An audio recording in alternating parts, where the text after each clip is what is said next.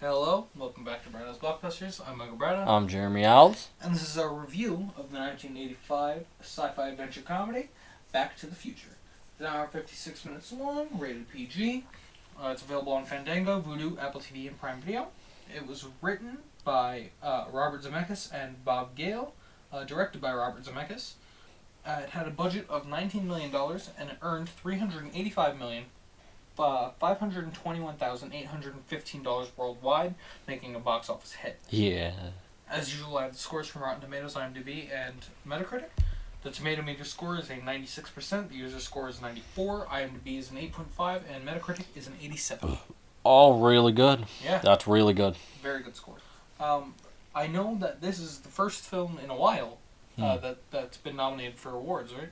Oh my god, this is the most awards we've done. And we've done critically acclaimed movies before, like Singing in the Rain, Joker. Yeah. But this is ridiculous.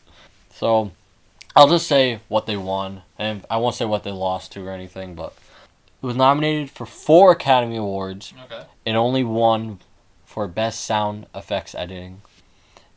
And it was nominated for 4 Golden Globes, but they lost all of them.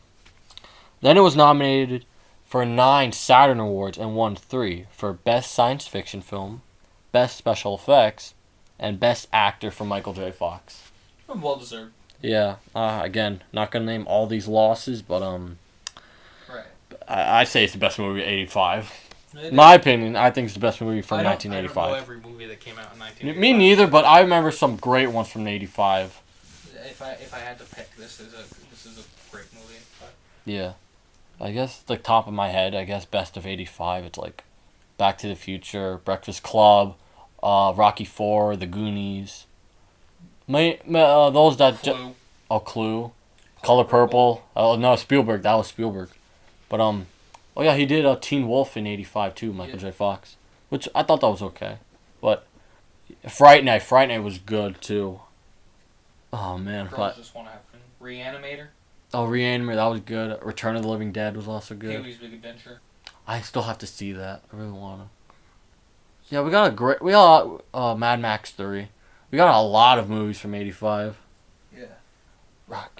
Rocky 4, man. I suppose it's time for me to read off the plot, isn't it? Yeah, go ahead, dude. All right. In this 1980s sci-fi classic, small-town California teen Marty McFly, Michael J. Fox, is thrown back into the 50s when an experiment by his eccentric scientist friend Doc Brown, Christopher Lloyd, goes awry. Traveling through time in a modified DeLorean car, Marty encounters young versions of his parents, Crispin Glover and Leah Thompson, and must make sure that they fall in love, or he'll cease to exist. Even more dauntingly, Marty has to return to his own time and save the life of Doc Brown.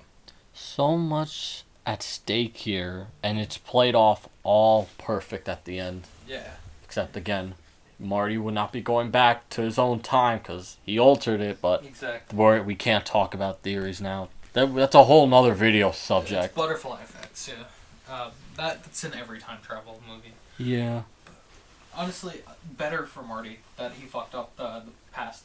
You know, the future seems nicer, or his present. If you want to know how he fucks up the future, you gotta watch the sequel. I'm gonna punch you in the face. It's true though. No, I know. I haven't seen the sequels. Eventually I will. But, you're missing out on my opinion, the greatest trilogy of all time. That title doesn't go to the prequels from Star Wars. Yes, obviously it doesn't go to the prequel, the Star Wars prequels. But if you want a good trilogy that literally takes place after one another, that's perfect for Back to the Future. Fair enough. So, it says here on your notes. Yeah. That the film rights are in Zemeckis and Gale's names. Yeah. And that they don't want a reboot or a remake. First of all, that should never happen. No, I agree. It's like one of those movies that if you dare to remake, you must be really fucking dumb. Facts. So yeah, as long as Robert Zemeckis and Bob Gale are alive, nothing is gonna touch Back to the Future. Well, when they're both dead, I hope not some fucknut is gonna come in and be like, all right, let's remake it. But then also, 2985. oh my god, that would be horrible. But then, people, yeah, including myself, think part 3 is the perfect ending for this whole thing. Because it would be nice to get a part 4, but it's just that part 3, if you ever see it, it ends so perfectly. It wraps everything up, and it's like, that's it. But, it'd be nice to see Michael J. Fox, Christopher Lloyd again as them, but they're both much older. Yeah. And Michael J. Fox is dealing with Parkinson's. Yeah, that. But yet another Family Guy joke I just remembered. Peter was complaining that he only has one nice white shirt because the other one got ruined at Michael J. Fox's wine tasting. Oh no, that's not nice. Nope. Poor Michael J. Fox, but hang in there. But make like a tree and get out of here. Yeah, he improvised all his not all of it. He improvised that one. That one. And Thomas Butthead. F. Yeah, he improvised Butthead too. McFly. Yeah, Michael J. Fox still gets called McFly. He understandably so. This is his best role. It's most iconic. Definitely one of his most recognizable. I think he's only recognizable. I don't think besides Teen Wolf. I don't think anyone looks at him and goes, "Hey, it's this guy from Teen Wolf." People go, "Hey, it's Marty McFly." Yeah. It's like Jamie Lee Curtis and Alan. It's like, oh, you're that. Oh, this is like horror movie people, or in a way like, oh, it's Laurie Strode. But then for like our generation, it's just like, oh, you're the mom from Freaky Friday. I love that movie, by the way. Oh, I do too, but like, for me, Jamie Lee Curtis she's Laurie Strode. Right. I'm sorry, but but Christopher Lloyd, who does a great job too, by the way. I'm not trying to get into acting, but like, he's pretty iconic too. Not just for dark brown. I mean, Doc Brown. He was also known as what's his name? I think Doom in Who Framed Roger Rabbit, which also Robert Zemeckis directed. Right. And also Uncle Fester in Addams Family. I remember him that too. But yeah. Christopher Lloyd actually stated that he always wanted to do one more movie, and he got an idea saying which Marty and Doc time travel back to ancient Rome.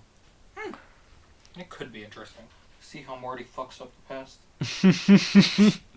He fucks up everything. But also Crispin Glover said he only watched this movie once in his whole life.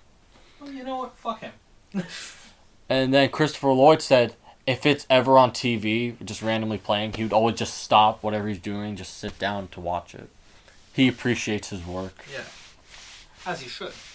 Then again, where did he really start? Well, no, he started in One Flew Over the Cuckoo's Nest, which that's a great movie, by the way.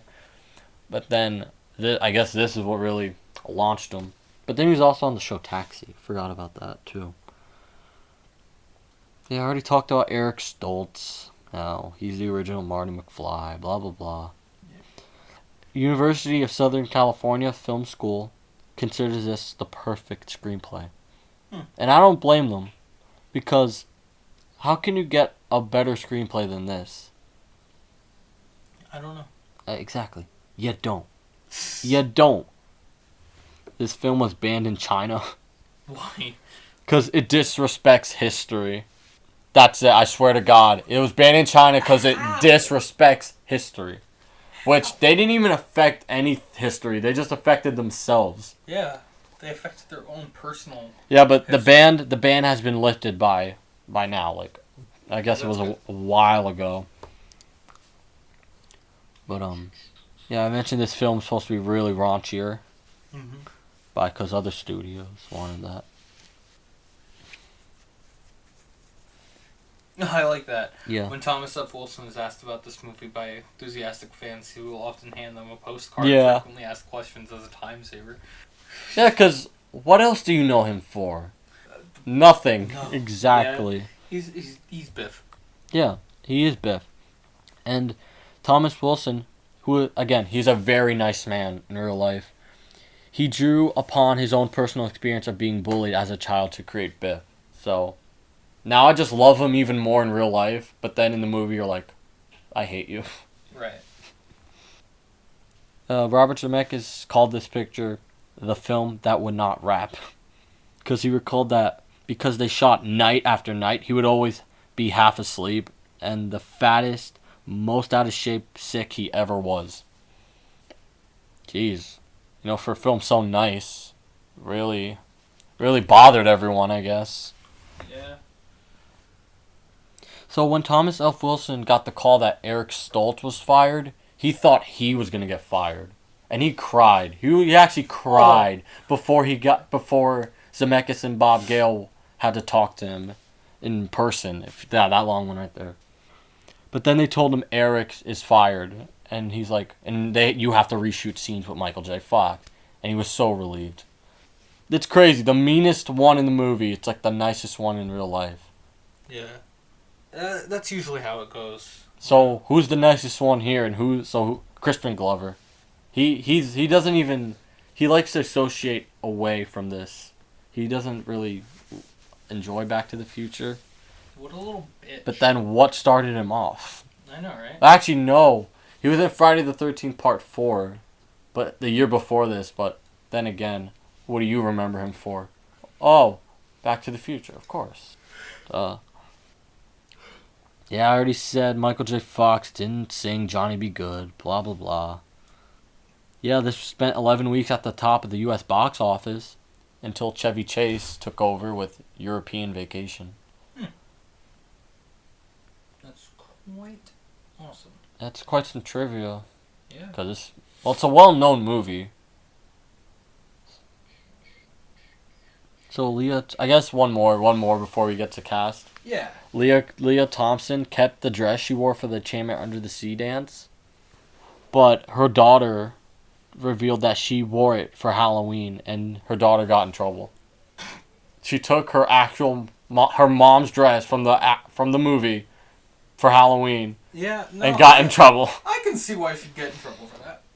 Okay, I can understand why she would want to, but I kind of understand why she would get in trouble too, because that's like. It's not yours, first of all. Okay, yeah, it's your mother's, and that dress made her famous. Exactly. I mean, she kissed Michael J. I was almost raped in that dress. I kissed Michael J. Fox in that dress. I don't know if he was nervous or what, but he wouldn't stop shaking, I need to stop. That was uncalled for. That's not. Oh, Michael J. Fox. I know. Leave him alone. Jesus. So yeah, let's move on to cast. Yes, unless to go to the one that you were just making fun of. Shut up. So rude. Michael J. Fox. He's been in such wonderful content. Besides the Back to the Future trilogy, The Michael J. Fox Show. I already met. Family Ties. Oh yeah, I forgot that he had this. While he was shooting this, he had to. Geez, we're going back on trivia. He had to do Family Ties first, and then go film Back to the Future. And every night he would only get like 5 hours of sleep. Oof. So he was a hard-working dude, but it all paid off. Yep. He was also in Teen Wolf, as we mentioned. Stuart Little. Yeah, he played Stuart Little in Stuart Little 1 and 2. In the live-action story. He was in Homeward Bound, The Incredible Journey, and its sequel. Right. He was in Mars Attacks. Oh my! We'll be revisiting him next week. Yeah. Fuck. Oh boy. He was in Atlantis, The Lost Empire. I guess. He played himself in the Annie remake. Okay. The Frighteners. But yeah, Michael J. He was Fox. in Being Canadian. Being Canadian? In 2015. He was on an episode of Phineas and Ferb. That's awesome. Who wouldn't want to be on an episode of Phineas and he directed one episode of Tales from the Crypt. Oh. Pretty dope. So really, it's only he directed 2 episodes of different shows. In 2015, he was in Back in Time. That might be like a documentary. And he was also on Designated Survivor. Oh, really? Yeah. So I suppose that's quite the film credits and TV credits. Yeah. What do you say we move on to our next man? Yeah. Mr. Christopher Lloyd. Yeah. What did I say? I mentioned One Flew Over the Cuckoo's Nest, Who Framed Roger Rabbit, Addams Family, and its sequel, Addams Family Values. Yep. Obviously, Back to the Future trilogy. Oh, of course. Of course. Clue. Oh, yeah, he was in Clue. Right. He was in Clue the same year as this. Oh, Mr. Mom with Michael Keaton. Star Trek 3. Anastasia in 1997. Camp Nowhere. DuckTales the movie. Piranha 3D. What? Oh yeah, Piranha 3D and Piranha 3 Double D. Yeah, 3 double. He was all this. They count Back to the Future the ride as one of his roles. But Well, he played himself for the ride, right? Well, I mean for the. He played Doc for the ride. Yeah. Like for the recordings or whatever, voiced it, so it counts. Yeah, it does. He was also in a Dennis the Menace movie, Angels in the Outfield, The Page Master. He was in Santa Buddies. Aw. He was also in Baby Geniuses, A Million Ways to Die in the West. Ew. Did you say Baby Geniuses? Yes. Ew. Hey Arnold the movie. Oh. He had a cameo in Man on the Moon. Because he used to be on the show Taxi. So, and that movie's about Andy Kaufman and, what he went through and stuff after filming Taxi. Or while filming it. But, he was in Food Fight. Ew. What, you got a problem with Food Fight? Yes. He was in Sin City, A Dame to Kill For, which is the sequel to, Sin City. The Food Fight, yeah. Oh, alright, anyways. I like upsetting you. Christopher Lloyd. Very well-versed actor. How old is he? He's 82. He's still doing some work today. Yeah. God bless him. Facts. I suppose we move on to our next.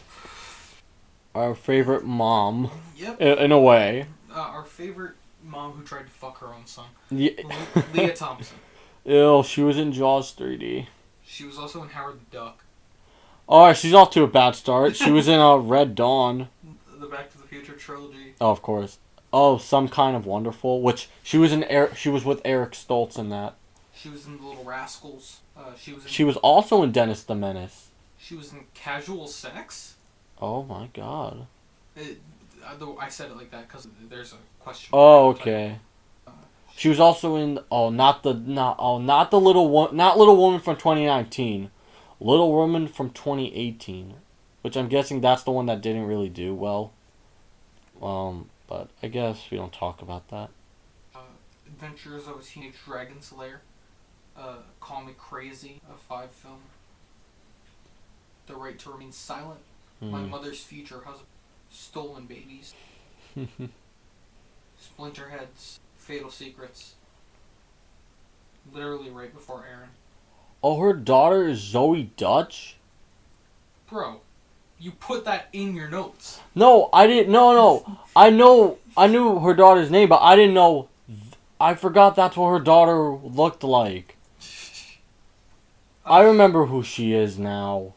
Leah Thompson was also in the Netflix movie Sarah Burgess is a Loser. Oh, man. That's funny. So, that girl, because I remember her mostly from Zombieland 2.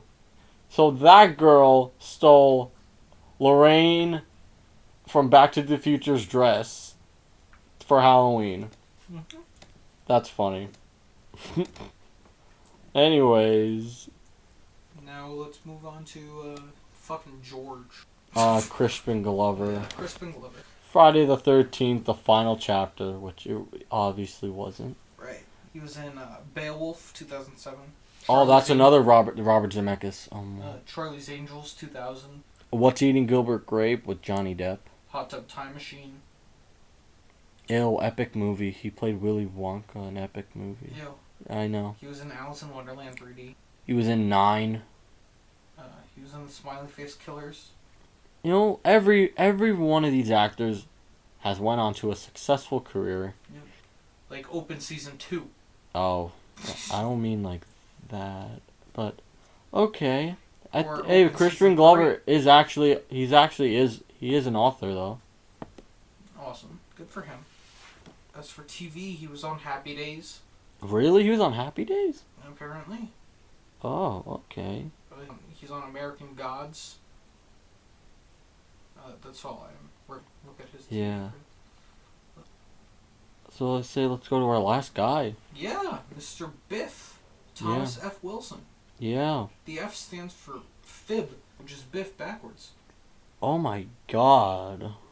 That's a stupid joke, but okay. It stands for Francis, but Back to the Future trilogy, obviously. The Heat, Pig, Goat, Banana Cricket. He had a very, very small role in the SpongeBob SquarePants movie and the sequel, Sponge Out of Water. Larry the Cable Guy, Health Inspector. He was in Zoom. Oh my... And he was in Rio. Zach Stone is going to be famous. Oh, he was in Heat with Sandra Bullock and Melissa McCarthy. Tom and Jerry's Giant Adventure. Atlantis, Milo's Return. Troll Hunters. DC's Legends of Tomorrow. So, Thomas F. Wilson, I guess, is the one with the least recognizable, but it still launched his career. You cannot doubt that. Mm-hmm. It launched his career. True Jackson, VP. Oh, really? He was on that? Epic. Like a cameo? Or like one role? I don't know. Oh. The Epic Tales of Captain Underpants. Mm. Turner and Hooch. Oh, he was in Turner and Hooch? What, the movie or the... Let me see, where... Oh, the movie with Tom Hanks. Okay. I didn't know he was in that. I've seen that, too. See, everything that I mentioned, I actually, see. Right, yeah. So, I guess I missed Turner and Hooch. I just mentioned stuff that I recognize. Yeah. But...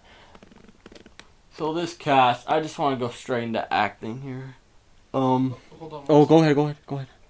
I just remembered he played a character who I absolutely loved to despise on Legends. Because I watch all the Arrowverse shows with my dad.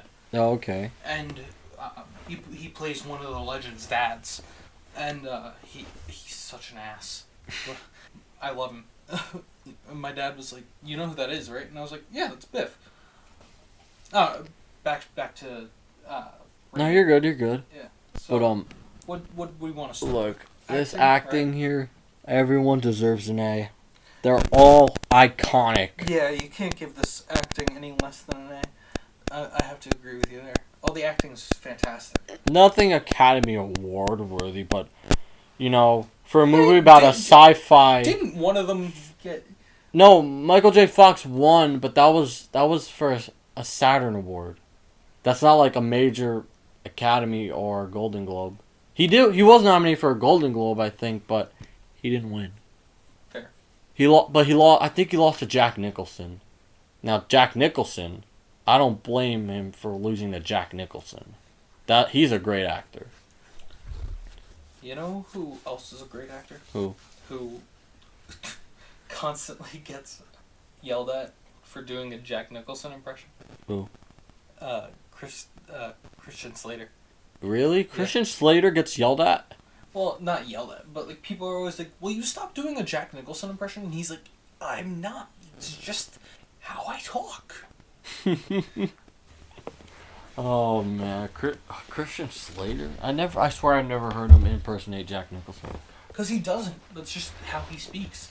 Yeah, I only seen a few of his movies, like True Romance or Broken Arrow, but my favorite is Heathers.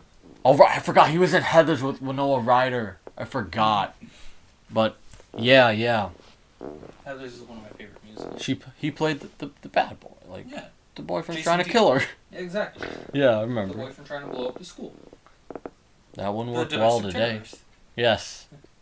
And we're getting off track here a lot today. Acting's an A. Yeah, they're iconic. Yeah. Just there's nothing else to explain. That's it. So they all do great. Facts. What else did you want to grade on, Jer? I think screenplay. Okay, there's a reason why it's called the perfect screenplay, and I perfectly understand that. Everything fits in so well with each other. It works so well. Like, it's not... You think it's just him trying to get back to the future. Of course. I had to say that. You're a dork. Look, besides, it's not just him going back to the past and trying to go back. He also has to make his parents fall in love again after he fucked that up, avoid the bullies that's trying to like beat him up, and he has to help Doc, help him get back. So there's a lot going on here, and it's not confusing. It's not hard to follow. It's simple. It's all resolved in the end.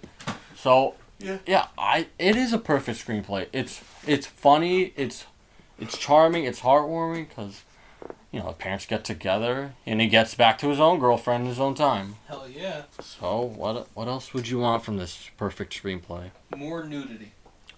Oh my god. You're one of those studios that's like, alright, this isn't raunchy enough. Or you want to be... In all reality, Yeah. it is a perfect screenplay. I don't know if I classify it as perfect, but that's personally my own stupid opinion. But it is a very, very great story. So very well written story. Yeah, definitely. I'm giving it an A. Me too. A. So what else? What else do you want to go? Cinematography. Cinematography. Nothing really that special to me. Cinematography wise, I'm thinking it's average, but it's shot very well. So I'm thinking like a B ish, right? Because it's nothing breathtaking, but it's nothing like they just hired some grad student, hold the camera in his shaky hand. Yeah. Yeah, there's nothing that special either, but I would give it a B too, but I'm trying to find reasons to give it an A. Sometimes, as much as you love it, you gotta admit there's nothing too breathtaking on it. I think if you want the better cinematography, you would actually have to go with the sequels. That's where it actually gets a little better. Again, I haven't watched the sequels, but yeah, I'm sure we will. That's where you fuck up. Listen, shut up. Alright, so I guess cinematography's a B for you. Yeah, and for you? Yeah, it's a B. Yeah. As much as I want to give it an A, because I love this movie too damn much. It's a great movie. No, I already... yeah, it is. When there's nothing special, there's nothing special. You can't force it. Yeah, I know. You know but, what I mean? Well, I guess we could do special effects here. Yeah. Okay, so for the time... For the time, it was an A. Yeah. It was great. At the time, it was an A. Nowadays... Well, just a few of them don't really hold up. Yeah, like the one with the DeLorean, I'd give it like a B-ish. Because some of the stuff looks kind of cheesy, like the electricity or the fake the lightning. Yeah, but like stuff with the DeLorean. And you could tell it's green screen when Michael J. Fox and Dark Brown, the DeLorean flies, drives into them, and then when Einstein's in the car. And with Marty's hand too. Disappearing during the dance. The effects don't hold up too well. Yeah. They were definitely good for their time, but comparing it to nowadays, which I know isn't fair. But if you were to compare it to nowadays, it doesn't really have the same gusto. But that's the problem. Would you look at it from back in 1985, or would you look at it from now? Because you can't blame them either. No, I know. I'm not saying anything like that. I'm saying as a whole, like comparing it both the way that it was at the time and now. Yeah. I'd have to give it like a B because it's evened out for me. Okay. Some of the stuff isn't the greatest looking, but other stuff looks fantastic. Yeah. So that's my thoughts on the special effects. How about you? Yeah, I'm probably gonna give it a B too. But again, it matters from what way you're looking at it. If you're looking at it from 85, it's if you were there back then watching it in the theater, you were amazed. But now you're like, ooh, not that done great. That better. Yeah, but again, it's good. It's a matter of perspective. It's good. So, I don't know if there's anything else to on. Surprised, I think we actually do. We got makeup, we got costumes and production design here, because I think there's everything in this. There's literally everything. The makeup and the costume design, I'm gonna put this together. And do you want to do a production design too? Yeah, sure. All the stuff looks great. It really drags you into the time period. 1955. Yeah. It really puts you in there. Well, I mean, it puts me in 1955 when we're in 1955. Yeah, exactly. Yeah, I know what you mean. 1985 when we're in 1985. The costume and makeup and set design, it all is fantastic. Especially fucking Lorraine. Yeah, Leah Thompson. Yeah, Leah Thompson. Like that makeup to make her look like an old. Same thing with Thomas F. Wilson and Crispin Glover's makeup. They look older when, like, they look old in two different ways. In the beginning, when they're like, I guess when Biff is like over them, like, you know what I mean? Yeah. Biff is higher than them, and then at the end where George and Lorraine are, they're the successful ones, and Biff is the one working for them. Exactly. Yeah. The makeup still looks great, and I like how they changed it up. They change it up, but that's also having to do with the story. Mhm. So yeah. But production, costume, that's all everything. It all looks fantastic. That's an A for me. It's an A, dude. I can't sit here and find anything bad about any of that. The production, costume, whatever. It's all done very well. It all drags you into the time, you know. This movie is a timeless classic. That's facts. Facts. I think it's my opinion that it's a motherfucking fact that this movie is a classic. Look. What else are you thinking here? I think that honestly is gonna be it. Just the overall. What about music? Ooh. Oh, how could I forget? Ugh. That just dawned on me. Oh, it's an A. Come on. The fucking Power of Love has been stuck in my head since it's played for the first time. Earth Angel is such a sweet song. Earth Angel's so sweet. Back in Time. It's great. Yeah. All four themes. Back to the Future theme. Back in Time. Power of Love. Earth Angel. Those are all iconic songs. Very recognizable. Definitely. That's an A. That's also an A. I can't believe we forgot the music. I agree. It's an A. So I guess that's everything. Yeah. What's your overall? Oh come on. Oh come on. Oh come on. I think I know, but. Oh come on. This is an A all the way, baby. I thought it was an F. Oh, fuck. Well, no. In all seriousness, this is my second favorite film of all time, honestly. Right. Right behind another Spielberg project, but. Your first being E.T. Right? Yes, of course, but yeah, Back to the Future. I loved this movie when I first saw it. I still love it now, and this movie's forever. This is gonna be generation after generation, and it will never, ever stop. You wanna know why? Because you said no. Yes, exactly. Because, come on, it's Back to the Future. Yeah. Hey, overall, go ahead. My overall score. Don't hate me for this. Oh boy. But I think I'm gonna give it a B. Oh. Because as good as a movie as it is. Yeah. It's not one of my top movies. Okay. But that's just like my personal like genre choices and all that kind of stuff.